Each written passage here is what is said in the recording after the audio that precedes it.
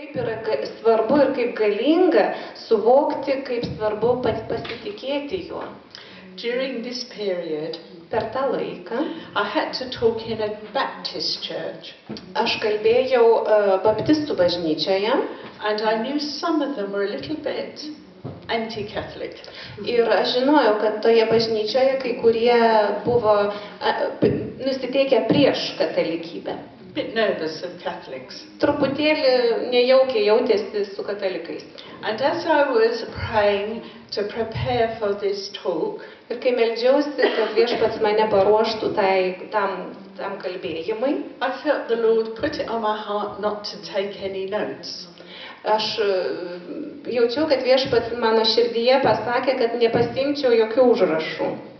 It was rather nerve-wracking. Iš tikrųjų, man tai buvo, biškiuką per nervus skirto, neturėti su savim užrašų man pačiai, kad galėčiau laisvai kalbėti. But I knew if the Lord said this, it was going to be okay.